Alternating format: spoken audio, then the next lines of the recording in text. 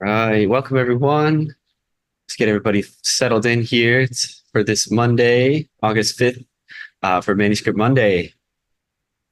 We're just going to let everybody get settled into the meeting here. My name is Lee. I'm the tech director for the Manuscript Society this evening. I'm going to go ahead and drop my email in for everybody.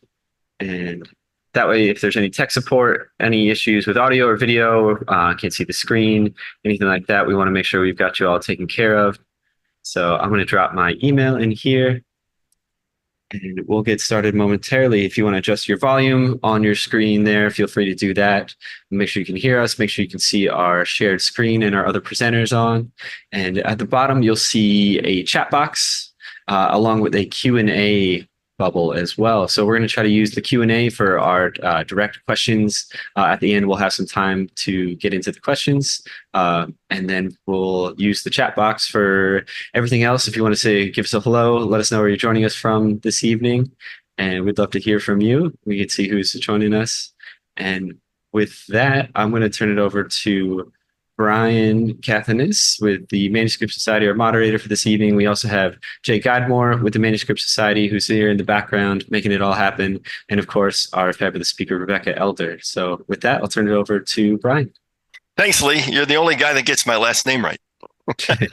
I'm Brian Cathanis. I'm a former Manuscript Society trustee and honored to be the host of Manuscript Monday, a program that's been going on for many years now. We're going to continue because that's what we do. So let me tell you a little bit about who the sponsor is. The sponsor is the Manuscript Society. We're a 501c3 not-for-profit that's dedicated and focused on preserving and maintaining the collections and manuscripts, and also helping people understand why they're critically important. Why a webinar? It's the quickest, easiest, and cheapest way to reach the most number of people that are interested in manuscripts and associated topics. Why now? Well, why not now, too? Who is invited? We've invited folks who are book collectors, manuscript collectors, archivists, appraisers, historical society members, our own Manuscript Society members, and anybody. They're free, they're open to anybody, and we'll tell you a little more about that in just a bit. We're going to talk about what we got covered, and then we're going to talk a little more about how to get information about tonight's topic and about the Manuscript Society.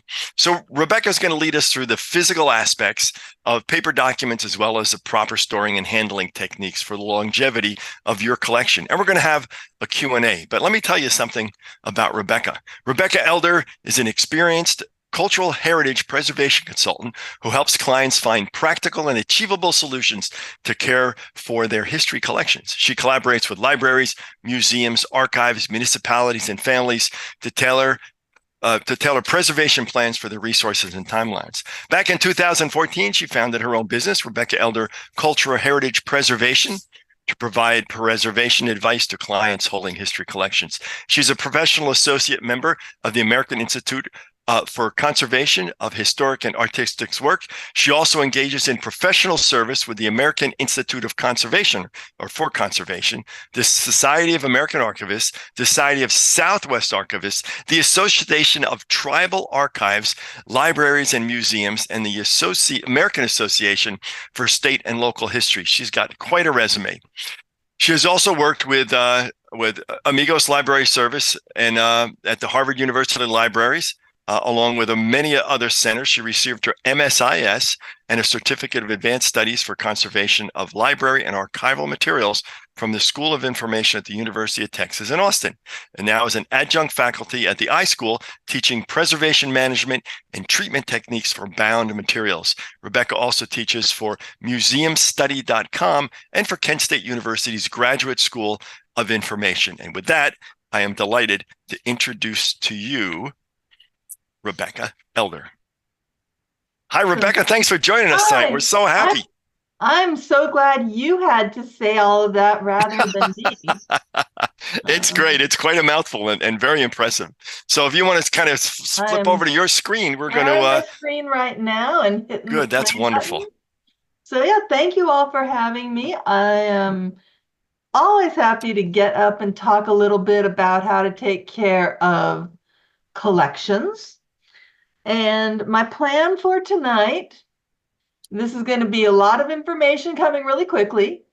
We're going to talk about how paper deteriorates. I think it's really important to have a little bit of an understanding about that because that helps you figure out what the best storage decisions you can make are. And then we'll talk about storage and we'll talk about handling. And then we'll have time for a Q&A. So, paper making, history and process. You're going to get a little history, you're going to get a little chemistry, all the fun stuff. If you are ever on Jeopardy, it might be helpful to know that paper making was invented in China in 105 AD and made its way around to Europe over the next couple of centuries. Until the 19th century, paper was made by hand. It was mostly made from cotton or linen rags. And that's important because that's really high quality fiber and it's used for the finest paper. We'll talk about that in a minute. They take your rags, set them to rot in pits of water until they are all disgusting and rotted and fermented. And then they stamp those rotted fibers to create individual fibers that you then disperse in water to create a slurry. And that's what you see going on in the pretty famous woodcut in the illustration. We've got a vat of water with slurry dispersed in it. And the paper maker is using a mold and decal to form the sheets of paper. You just kind of scoop it in, and it's like it looks like a window screen. All the water falls out, all the paper fibers stay on the mold, and then you put the sheets on felt and press them and get rid of all of the water and hang the damp sheets to dry. Let me see if I miss anything. No. And then once everything is dry, you take the dry sheets and you dip them in a vat of gelatin that comes from cow bones. And that gelatin gives it a size so that you can write on the paper. If you don't have your paper sized, it's like writing on a Kleenex with a magic marker. The ink just goes right out into the paper fibers. And that worked really well for a long time. Paper was expensive. It was only used for and by rich people. And then we end up with some change. The Industrial Revolution comes along with the rise in literacy. And so we need more expensive paper, which leads to improvements. And I'm definitely putting improvements in quotations in my brain. Paper making machines, wood pulp paper, and alum rosin size. So this is the first paper making machine. It's called the Fadrinier machine. You don't need to know that. What you need to know really is that you have up at the upper left like a vat of paper slurry that gets fed out onto essentially a screen conveyor belt that shakes a little bit to shake all the water out. And then it goes through a series of rolls to dry the paper and flatten it and put it onto a big roll. If you use good quality materials, machine-made paper is really good quality, like Crane cotton stationery made by machine, beautiful quality paper. Going to last hundreds of years without us doing a lot for it. Let's talk about what we make paper of. Oh, there we go. Sorry. Paper is essentially a group of cellulose fibers that are held together through hydrogen bonding. And cellulose is relatively immune to chemical attack. So paper made out of cotton or linen rags remains strong hundreds of years later because cotton and linen are almost pure cellulose. When you beat and stamp your paper, that flattens the fibers and creates fibrils, which are small fibers coming off of the larger cellulose fibers. And you can kind of see those in the microscopic image on the screen. That increases the surface area available for bonding. And all of these fibers, you get them wet, they dry out, and they bond together through hydrogen bonding, which means that two cellulose molecules can share the same electron from a hydrogen atom. And that's a very weak bond, but it's what holds paper together. Sorry. So here we are looking at a cellulose molecule. It's a really simple molecule. It's just carbon, hydrogen, and oxygen, but it's a polymer, so you have multiple units repeated and strung together in long chains. Because it is just carbon, hydrogen, and oxygen when it's pure cellulose, there's not a lot of room for anything else to attack it. All of the electrons are held together. So it's going to be really strong paper. However, you knew there was a however coming. Because making more paper required more and more raw materials, rags got expensive and harder to find. That meant that people needed to find cheaper raw materials. So lots of experimentation happened with lots of strange materials. Wasp's nests, potato peels, those come to mind. But eventually, trees became the most common. And the first groundwood paper in the United States was made in 1863. So groundwood pulp is exactly what it sounds like. The paper fibers are now made of ground up trees instead of linen or cotton. First of all, the grinding makes for very short fibers, and that will become important when we talk about how paper molecules deteriorate in a slide or two. We said already that linen and cotton are pure cellulose, which is very strong, but wood has its cellulose fibers bound together with a substance called lignin. And let's look at lignin, which is 16 to 35% of most trees. So look at that molecule and compare it to the simplicity of cellulose.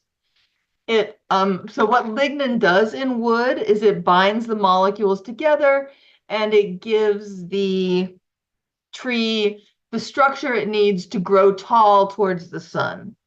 If you didn't have lignin, wood would all just be sitting on the floor. Lignin is very difficult and expensive to separate from the cellulose fibers. And when it's exposed to heat or light, it turns brown and releases acids that catalyze deterioration within the paper. The most common example of paper that's made entirely of groundwood pulp without any lignin removed are newspapers and cheap paperbacks. And you remember back in the day when you took a newspaper and it came to your front porch and it sat there for a couple of days because you were on vacation and you came home and the newspaper was beginning to turn yellow? That's lignin doing what lignin does.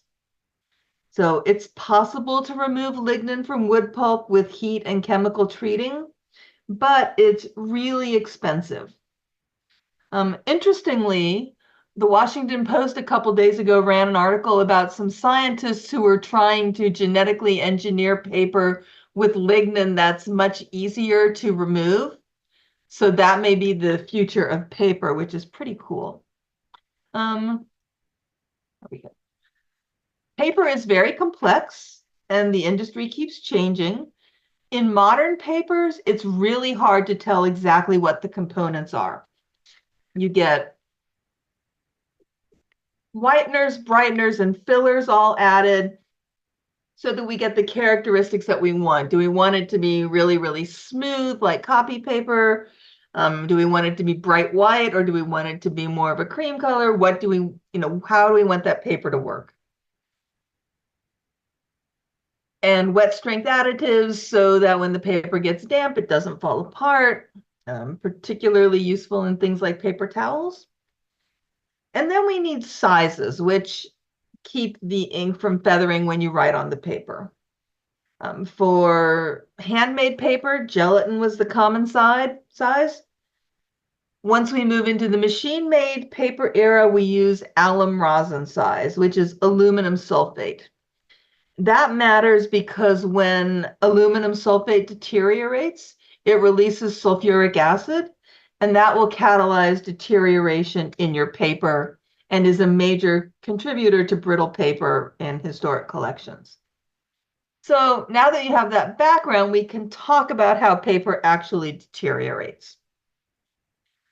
Chemical deterioration of paper is a hydrolysis reaction. What happens is your molecule interacts with an acid molecule, which is the little H plus in the middle, and a water molecule, which comes from humidity in the air. And that cleaves your cellulose molecule into two shorter molecules and releases another acid molecule that can then react with another water and cellulose molecule, and so on and so on and so on. And the shorter your fibers become, the more brittle your paper is. And that's why the short fibers in groundwood pulp matter, because they're short already. So the less alum rosin we have in paper, the better. These days, your size can be any number of chemicals. It's definitely not going to be alum rosin. Paper is much better than it was even in the 1970s. So let's talk about acidic paper for a minute. Yeah, it's prevalent from the mid 18th century till the 1960s or 70s. Paper quality did not get better because people wanted better quality paper. It was because acidic processing of paper was very bad for the environment and dumped all kinds of horrible things into bodies of water. So they found less destructive ways to make paper that coincidentally were beneficial for the paper. The more acidic your paper, the more hydrolysis reactions you have. And then the more hydrolysis reactions you have, the more brittle your paper becomes. But just because paper is brittle doesn't mean that it's in immediate danger. It will hang around for a very long time. And in most cases, you really can use it carefully. If it starts to crumble in your hands, that's something else to think about. But if it's just yellow and brown, you can generally handle it carefully and be okay. So now that you have the background on how paper deteriorates, um, let's move on and talk about how we store paper. This is where preservation geeks like me get very excited because there are boxes and boxes for everything, and folders and sleeves and everything else you can imagine. Choosing good quality storage enclosures is one of the most important things you can do for your collection. And not only are they good for the health of your collection, but making sure you store your collection safely in good quality enclosures makes them look cared for and important. Like I look at this photo, this is an archives that a friend runs, and it looks to me like they have put a lot of effort into caring for this collection, and it encourages patrons and staff to treat things like they are important, as opposed to just throwing things on the shelf, which encourages people to treat them like they're not important. So I'm going to start with some terminology you need to know when you are shopping. There's like three things. Oh, I'm sorry, I missed a slide. Storage enclosures should be made of materials that are both durable and chemically stable. Durable means that they are physically able to withstand the manhandling that archival enclosures sometimes receive. Depending on where your collection is housed, if it's a heavily used collection in a university, those boxes can see a lot of handling. And then chemically stable means that they will last and not deteriorate, not interact with the collection and cause damage that way. So the terms you need to know when you are shopping. The first is acid-free. And if you look at a catalog and it tells you something is acid-free, that means that at the time of manufacture, it has a pH of 7.0 or higher. Acidity is expressed by pH level, and this is going to be way back to like high school chemistry, which I have to brush myself up on every so often. So let's just all do it together. Um, pH runs from 0 to 14. At 0, every molecule is acidic. At 14, every molecule is alkaline. And at 7, it's a 1-for-1 balance. It's also a logarithmic scale. So a pH of 9 is 10 times more alkaline than a pH of 8. And a pH of 3 is 10 times more acidic than a pH of 4. If someone is telling you the pH of a product they're marketing and you're storing artifacts on paper or books, we'd prefer a pH of 7.0 through 8.5. But that's kind of fuzzy science and not all that helpful. What is helpful is to buy a tool called a pH testing pen. They look like magic markers. You make a little mark on your folder or your box, and if the mark is purple, it's acidic.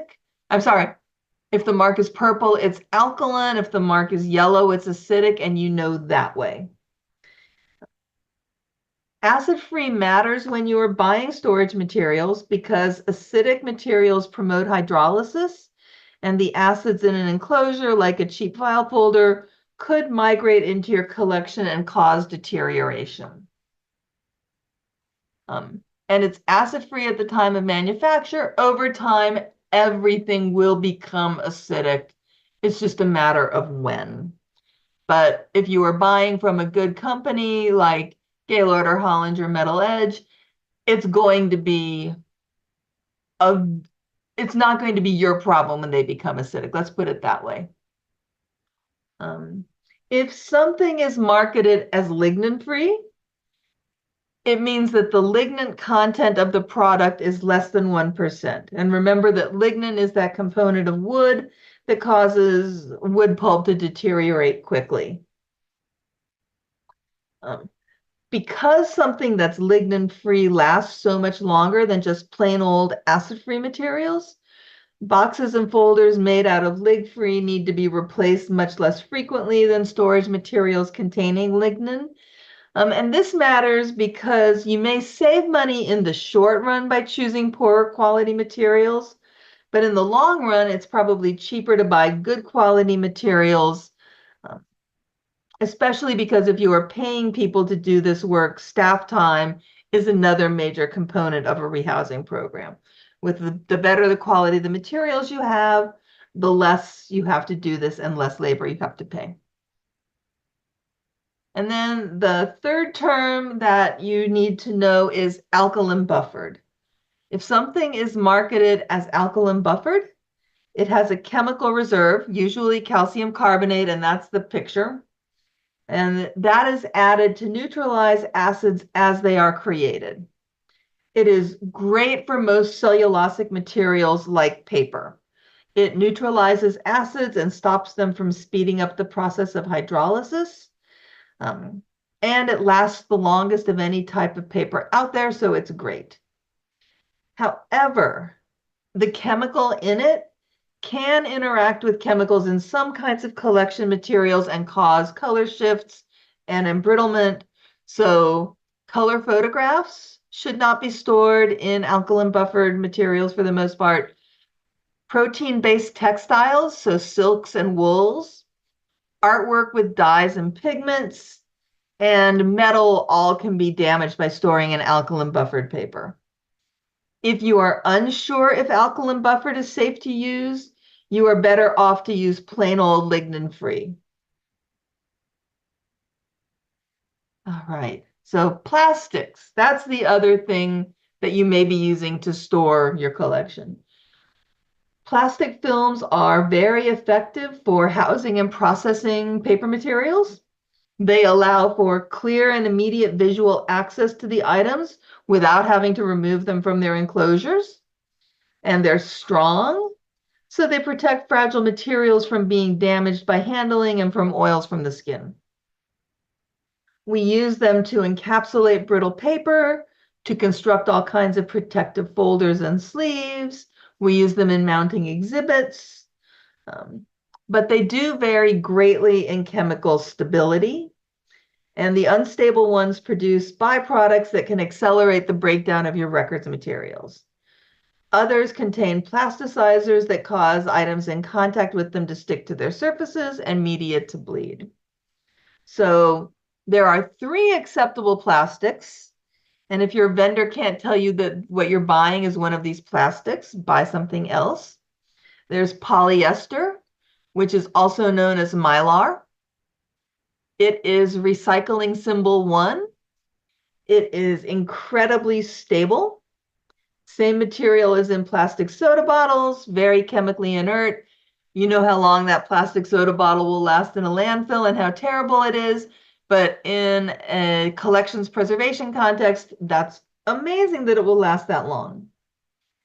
Polypropylene, I can't remember what its recycling number is off the top of my head. I'm sorry, it's PP is what you'll see though. It's often used to make what I always think of it as is if you remember back in the day, if you remember VHS tapes that came in kind of a milky clear hard plastic box, that's polypropylene. And polyethylene is often used to make sleeves for photographs, negatives, phonograph records.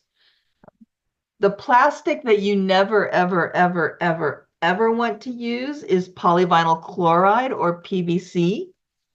If you go to your local office supply store and buy something called document protectors, you're probably getting PVC unless it tells you otherwise. It's very chemically unstable, even under good environmental conditions. And when it deteriorates, it releases hydrochloric acid, which will catalyze lots of deterioration mechanisms. PVC is also the covering on 3-ring binders. And if so you know when you've opened a 3-ring binder and the first page has stuck to the plastic and you pull it off and all of your photocopy is now on the plastic and the paper is blankish. That's the plasticizers in the PVC migrating out and interacting with the paper. So we want to avoid PVC.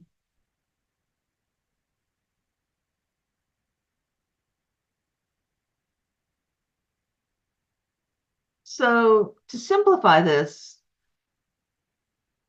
let's talk about, I'm sorry, let me back up a tiny bit.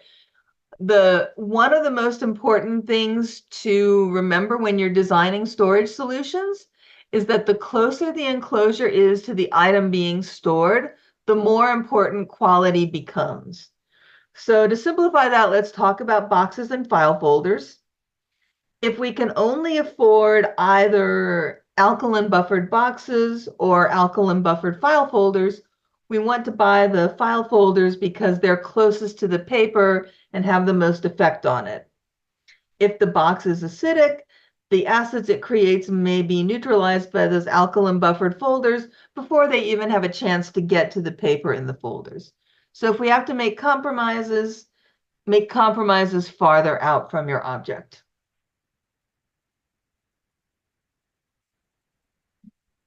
When we are creating storage solutions, we want to think about providing multiple levels of support for each object. Generally, for paper materials, 2 to 3 are ideal. So your primary support is your box, your secondary support is your folder, and your third or tertiary is the sleeve that holds an individual sheet of paper. There's also technically a 4th level of support that's not on the slide, which is your shelf or storage cabinet, and even a 5th, which is your building. Generally speaking, the more layers of support you have, the more protected your object is, but too many layers are also problematic. They're expensive, they take up space. Like if you decide your collection, which is like a foot of shelf space, but you decide you want to put every single sheet of paper in that collection in a mylar sleeve, all of a sudden that 2 feet of shelf space or that 1 feet of shelf space becomes 3 feet of shelf space very quickly. And it may require more handling to deal with the objects because there is so much support. So think about primary, secondary, tertiary. I think that gives you a good framework to reference when you're planning solutions. Today, when we talk about common solutions, I'm going to work from the outer container through to the options for folders and supports, just to keep us organized, which is to say, just to keep me organized. So most material housed in archival collections is loose paper, and there are really straightforward time-honored solutions for it. The classic is the document box with file folders. Document boxes are sturdy, they're not too large, and they open wide so that it's easy to put folders in and take them out. They come in letter and legal sizes and either 5-inch or 2.5-inch depths. Most people use 5-inch. They are usually alkaline buffered, and if you go to an archives and take tour of their storage, you're going to see hundreds and hundreds and hundreds of these boxes. They're also useful for storing pamphlets and even small books. The uniformity of them is very useful. Shelves are designed to hold document boxes, and they let us make the best use of our available space. Because they're a standard size, it's easy to calculate the linear footage of a collection, which is a common measure archives use. So, for example, a collection housed in 8 documents that are 5 inches deep is 3 feet and 4 inches in linear feet. And that measurement would show in the finding aid. And they're also just convenient for organizing materials. It's not too much, not too little. Other features, some have metal braces on the exterior to prevent deterioration and scuffing at the edges. Some have pull cords attached to aid in removal from the shelves, although make sure you examine all of those to make sure that the pull cords are firmly attached, and make sure that the braces aren't likely to damage the contents, so they're not likely to rust. Generally, I'm not a big fan of the pull cords. I'd rather just support the box in my hand and remove it, but some people really love them. These boxes will last a very long time, but you should replace them when they become damaged, like maybe the lid is beginning to tear off, or if they test acidic using a pH testing pen, which is something you are way more likely to see in an old box. Like I can walk into an archives and go, oh, this was done a very long time ago. Like this was done in the 1930s because all the boxes are turned acidic. And one more trick with boxes, maybe you have a small artifact that goes with your collection, like a military service medal or a cased photograph. You can put a spacer in the back of your box to create a compartment to keep the artifact with the collection. All right. Oversized boxes are used for storing oversized and extremely fragile materials. Generally, anything that is larger than legal size should be stored in oversized flat boxes. You can use them to substitute for flat files because flat files are very expensive, although they are very nice to have. And you want to make sure if you're using these that you have shelving that's deep enough to support the entire box. For a 40-inch newspaper box, that's some mighty big shelving. Just keep that in the back of your mind. You can buy drop front boxes that make it very easy to get folders in and out of the box. Just one of the long edges of the box isn't attached, so it flops down. But if you don't have drop front boxes, make sure your folders are small enough to allow 1/2 inch of a margin so that you can get the folders out easily.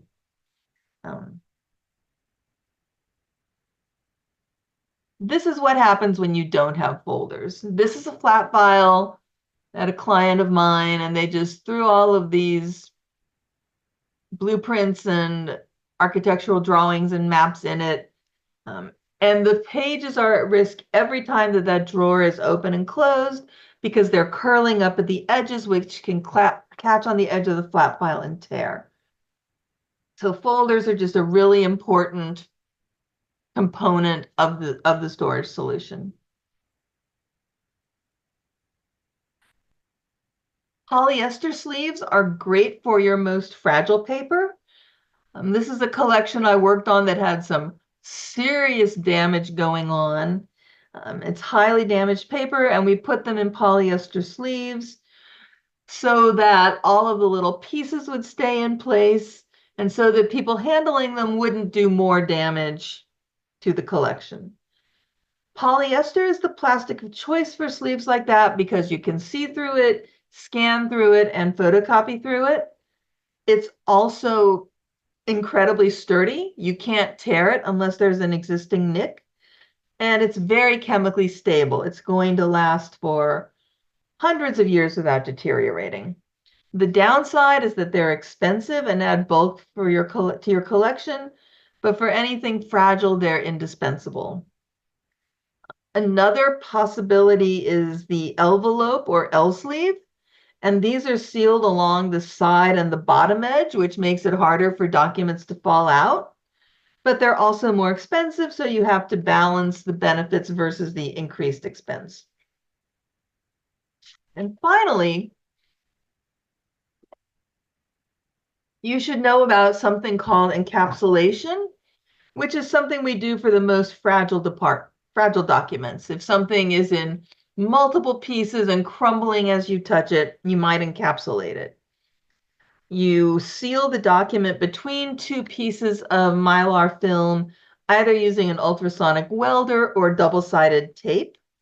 If you're going to do this, if you want to get involved in encapsulating, get in touch with me so we can talk about how to do it correctly and what materials you should be using.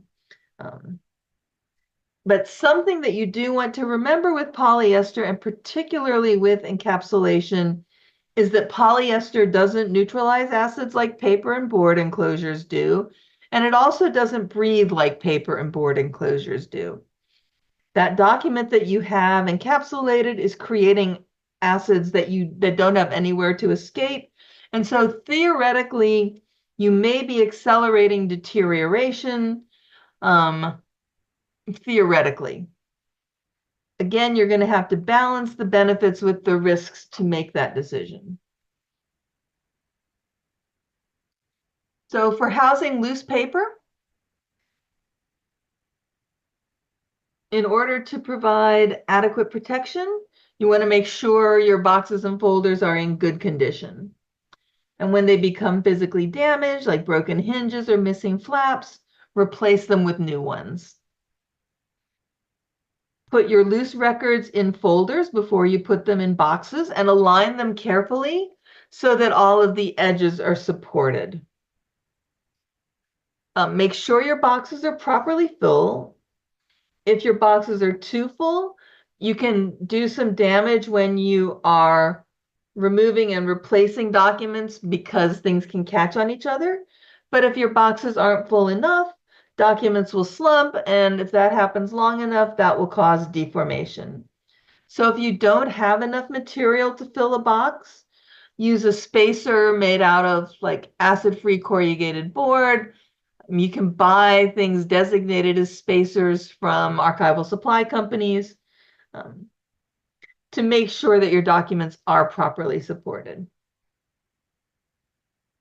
Always label your boxes and your folders in pencil. We never want to use pen around archival materials because inks fade, they can be water soluble, or they can be, but if you drop that pen on your priceless document, that mark is there forever. It's really hard to get ink off of documents. So label in pencil. Separate out your oversized documents and store them flat. We don't want to store them folded if we can help it. If it's too big to store flat, then there are ways to store things rolled. That's another thing to talk about another time. If you are worried about maintaining your archival order and you're separating oversized documents, you can put in a separation sheet that says document ID, blah, blah, blah, a map of Austin, Texas in 1873 has been moved to oversized storage at its new location. And that helps you maintain your archival order while still storing everything carefully.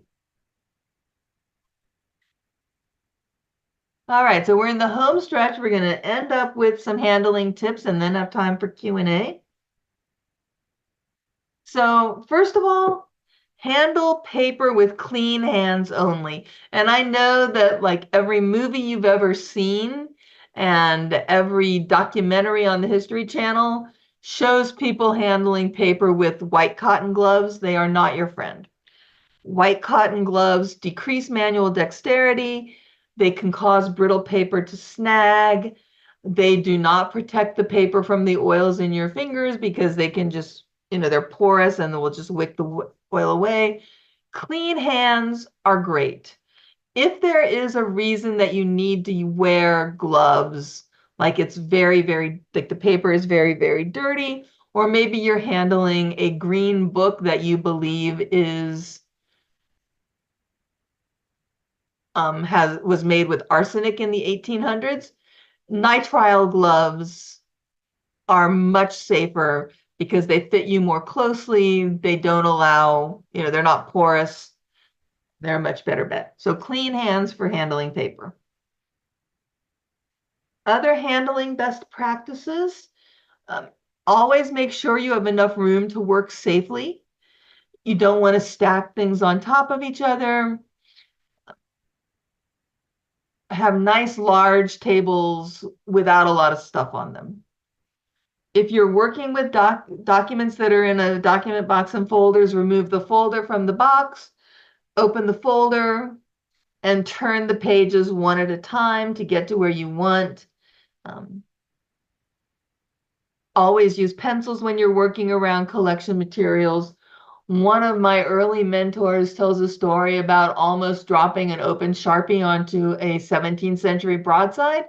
That was enough to scare me away from pens for the rest of my life. When you are working with paper, don't hold it up like this to read it. Keep it flat on the surface, on your work surface. Oversized paper should be flipped between stiff supports. So if you have something that's oversized, like the bigger the paper gets, the floppier it gets. So if you take like a big piece of mat board, put a piece of mat board underneath your object, another one on top, then you can put your hands on either side and flip it like that. It's the safest way to flip oversized paper. And if you are having a hard time turning pages with your fingers, this tool is called a microspatula. Let me see if I can get it in. Yeah, there we go. Now you can see it. You can buy them at archival suppliers. They are useful for turning pages. You can, just slide it under your page and lift the page up. We also use them for taking staples out of things rather than the little pinchy crab claw staplers. They run about $10. If you don't have one and you work with paper, it should be the first thing you buy. And when you're exhibiting things, you should exhibit copies instead of originals whenever possible. Light is damaging to paper. You can put a copy up forever, but if you put up the original, you have to really monitor how much light falls on that object. And that is what I have prepared. I want to point out there's my website, there's my email address. So it's easy to reach me if you have questions. I like to talk about this stuff. And let's see, should I stop sharing or I'm just taking over. I'm just gonna take over right here. Fantastic. Take me a second, but I will get there. And then we're going to share this. I'm going to bring up my other PowerPoint so I know where we are. Just take me a second here and we should be good. And we'll get you going. That should go. 1 second. We should be back. All right. I'm scooting through here. I see your screen. All right. So here we are. So We're going to get to Q&A in just a bit, but I wanted to cover a few things because I know there's always questions. Certificate of attendance for those who are looking for potential professional development hours and continuing education credits and all that stuff. At the end of the program, you'll get an email that says, thanks for attending. You can use that email if you watch this live, because this is all going to be recorded. You would use that as your notification. If you have any questions, give me a holler and I'll be happy to help you with that as well. You can watch this webinar anytime. In a week or so, we're going to have this up on the Manuscript Society's YouTube channel, so you can hear Rebecca over and over and over again. Wouldn't that be just wonderful? That's great. Delightful.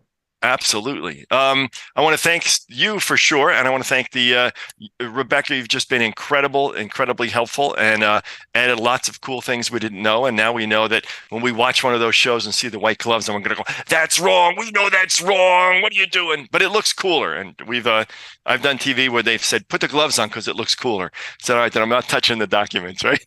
So there you go. Thanks to the trustees and staff of the Manuscript Society. Thank you, Lee, for being our tech guy. It's great. Jay, thank you for putting this all together, and thank all of you for participating and be part of it. Now, there's more programs on the way. If there's a topic that you'd like to see or hear about, let us know. If you have a program that you'd like to present, let us know. And if you'd like to be an underwriter on this, let us know, and we'll give you all the details on how to do that. What's coming up next? Usually the first Monday of the month. This is going to be the second Monday in September, because the first Monday is Labor Day. Ian McLaren's going to talk to us about Paul Kane. He's released a bunch of publications related to Kane and Captain Cook's third voyage to the Pacific Ocean. He's done a lot of work. He's a university professor, and I think he's just going to be great. And we'll give you more on that. You'll see that in emails coming up. If you're not a member of the Manuscript Society, you can join, well, not right now, but wait till Rebecca's Q&A is done. We wrap this up. Go to Manuscript, that's singular, not plural, manuscript.org. And you can get also more information if you need it from Brian at Cathonis. That's me. So let's go to Rebecca and see what questions she may have, and or we have for her. And I'm going to look on the screen right here and see. There are a bunch in the chat questions here. And oh, by the way, Moshe is in from Israel. He wins the farthest from the origination of this webinar. Thank you, Moshe, for joining us. A lot of folks told us where they're from and all those kind of things. Mark had a question and asked about how many documents can you store in a box before there's a concern of placing pressures on the folder or the plastic sleeves due to the weight of the box itself. And I would imagine you're going to tell us that they should be stored on their edges and not flat. Is that correct? Well, anything that is up to legal size should be stored on their edges and not flat. Okay. But I guess big maps and things like that, you want to store flat. So it's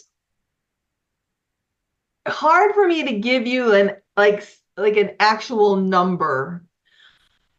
It's more of a common sense and feel kind of thing. If your box is getting full and what's at the bottom seems to be getting crushed, then you want to take some weight off. But most flat boxes, if you look at when you're buying flat boxes, are like 2 to 3 inches at the most.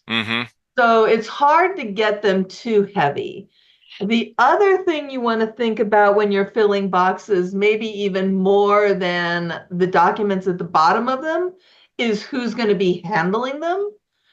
Right? If you fill a box with 40 pounds of stuff, that's going to make it pretty hard for most people to handle. But if you fill it with, 10 to 15 pounds of stuff, it's going to be much safer to handle, and it's not going to be putting a lot of pressure on the things on the bottom. Got it. That makes good sense. That's a great question. Great. Are they? Yep, that was Mark's question. I think you covered it. All right, he also wanted to know if there are national standards, like ANSI standards for archival storage materials. There are ANSI standards for like permanent papers and stuff like that. They tell you, what kind of chemical composition they need to be. I'm not sure that I find them all that helpful. I would rather than wade through all of the scientific stuff, I would rather just purchase things from a reputable archival supplier. Got it. But All you right. can certainly look up the ANSI standards and read them. Good. And Jim Goldman asks, are there good sources for archival materials? Although the Manuscript Society can't recommend a brand or a company, you can certainly mention some of them. And I think you may have had a slide. I don't know if you still have it with some resources for that or not. I don't know that. No, I think I took that slide out. The That's people that okay. I buy Go ahead. from Just for my go ahead. client, Mm-hmm. nope. No, Can go I ahead. say who I buy Yeah, from? sure. Yeah, Okay. absolutely. So this is me. This is not the Manuscript Society. I buy from Gaylord and Hollinger Metal Edge. Mm-hmm. University Products is also good. What I might, and it's hard because, yeah, they tend to sell things in hundreds and it's not cheap. What you might do is see if you can find somebody else who's also looking for supplies and split costs. That's a great idea. That sounds brilliant. Good. Jean asks about, she said, my manuscripts are in Mylar sleeves, then regular folders, and lastly, in a fireproof safe. You talked about a variety of enclosures. What do you think? I think that's great. All right, Jean, you passed the test. You're in. Okay. Uh, Oh, she asked about your setup, and it sounds like you're covered. Let me go to some other questions in the Can Q&A I here. talk about Yeah, Mark's please. question about scanners? Yeah. Oh, yeah. Okay, I'm sorry. I went right past that. Go Um, ahead. yeah, I just because it's an easy answer, but I Sure. think it's a good one. We worry about light with documents, but scanning certainly does a microscopic amount of damage. You get that bright light for a very quick instant, but we have decided in the field that the amount of light that we can then take off the original document by putting it in a box and looking at the scan is Mm-hmm. so greatly outweighs that bright exposure that, yeah, we love to scan things. Great, good. I didn't realize you had access to the chats and the Q&As up there too. Stanley's got a couple of questions. He said, "Can you explain how magazine type paper may differ from other types of paper, and whether there are any particular differences in storing or handling considerations?" I always call that chrome coat paper. I come out of the cosmetic industry, and it had the magazine paper had that a different coating or sizing on it, Yes. didn't it? Magazine paper tends to be clay coated. We tend to think of it as being clay coated, and now it's probably got some kind of plastic coating, but certainly through at least the mid-century, it was coated with clay, which gives it that smooth surface that makes it possible to print beautiful photographs on. But and you don't have to worry about it generally, except if it gets wet. If it Mm-hmm. gets wet, that coating will melt. And when it dries, it'll all clump together in a brick. So if Nice. your collections are in a flood and get damaged, you want to keep anything that's on clay coated paper wet and send it out to be vacuum freeze dried is your best chance of recovering that. Right. So freeze drying, it's low humidity. It allows the moisture to sublimate from a liquid to a vapor. Exactly. Yes, you freeze things, put them in a vacuum chamber, pull a vacuum, and it forces the moisture to sublimate out. Got it. Good. Great. Stanley also asked, he said he's working with some newspapers that are brittle. Is there any, and he's worried about them crumbling and breaking. Anything you can do, any kind of spray or plasticizers to protect them from Not further damage? really. Once they're gone, huh? Newspapers are really problematic in general because they weren't designed for long-term storage. They were designed to be cheap. If we have just newspaper clippings, honestly, in the archival community, we would say photocopy the clippings and use that as the original, because the clipping is not that interesting as an artifact. The information is what matters. Mm-hmm. I would, and we would also say for newspapers, look and see if they've already been digitized, Mm-hmm. because that for informational purposes, but for like a collector's purposes, that's when I would start being very careful about boxing, thinking about encapsulating things, thinking about even just interleaving between the pages of the newspaper with alkaline buffered paper. And a Mm-hmm. brand name is Permalife, which I'll put in the chat. And that Permalife paper will suck the acids out of the newspaper and extend its life. But yeah, Got it. there is nothing that I know of that could prevent there are things that could potentially slow deterioration down, but it's not going to make it stronger. Right. Understood. Yeah. Once it starts to go and it's oxidized, it's just going to get brittle and pretty much stay that way, huh? Yeah. Got it. Okay. Paul asks about for large documents, are the metal map cabinets and drawers that slide in and out instead of boxes preferred? Flat files. We love flat files. Flat files are fantastic. Just make sure that when you're using flat files, you put things in folders so that the hardware in the flat file doesn't snag on the paper. Got it. John Centro says shape and material for the micro spatula. Sounds like he's trying to knock one off and start his own company here. So my micro spatula that I like is it's some kind of it's probably stainless steel.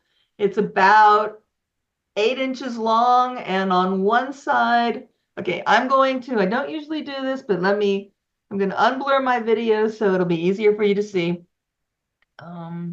There it is. Oh, okay. Good deal. That's great. So one side is rounded and one side is pointed. If you go to like the Gaylord catalog, it's kind of a general purpose micro spatula. Oh, the other thing I will tell you is when you're buying tools, there's a company called Talus that sells tools much more cheaply. Got it. There you go. Okay. Mark asked, just to be sure, the box containing letters should be stored upright on the short edge of the box, not on its side, the long edge. Oh, wait, I have a document box. Look at that. You have a Hollinger style box there, don't you? I do. Look at that. Aren't they lovely? Amazing. So this is how I would store them. I would put them in a file folder. Right. And then the file folder would go in the document box. Got it. And how do you put that on the shelf? The long edge of the paper. Show me how you put that on the shelf. And then I would just put it on the shelf. That way. Got it. Okay, good. So, all right. So the long edge of a Cordo sheet would be what going to hit the surface of your cabinet. Yeah. Got it. All right. Any other questions? You can drop them in the chat box here. You can put them in the Q&A section. Let me ask you a little bit about mold and mildew. And I know mold and mildew are two different things, and we usually smell the mildew before we smell anything else.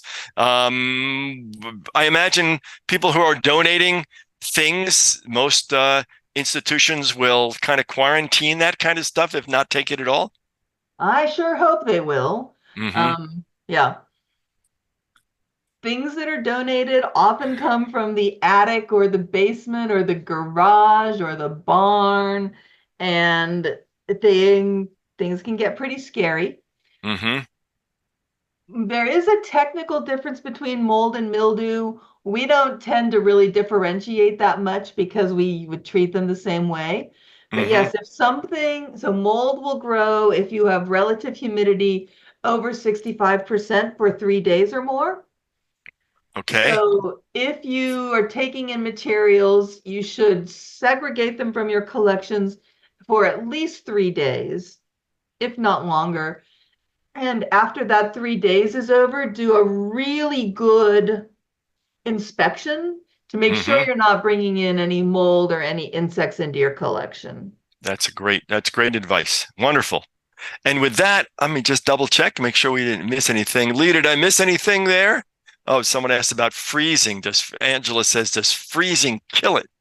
I guess she's talking. So mold is complicated, but what freezing will do is deactivate the mold so that you can clean it. But if the relative humidity rises to 65% again for long enough, that mold will become active again, and you will have to deactivate it before you can clean it. Got it. Joyce asks, retail fireproof and waterproof boxes. A recent purchase cautions against using them for digital media. Any comment on what can be used or why they would say that? That is way out of my area of expertise. I do not know much about digital, so I'm going to decline to answer that because I don't want to tell you the wrong thing. Well, and Joyce, I'm going to ask you to reach out to Bradley Cook, who is an archivist and curator at the University of Indiana University. He's also our editor of manuscripts, and may have some information for you. You'll find him as the editor of manuscripts on manuscript.org. I'm sure he'd be happy to answer that somewhere along the way. All right, let's see. She's got it right there. Thanks, Bradley. Cook it on you. Good. Go Hoosiers, someone says. So it's been a wonderful evening. We are so glad, Rebecca, that you were there. We have been informed and enlightened and scared to death now. As you had hoped, I'm sure. And I want to thank everybody for joining us too. Let's just go to our one last slide here, so you know that if you want to learn more about the Manuscript Society, that's where you go.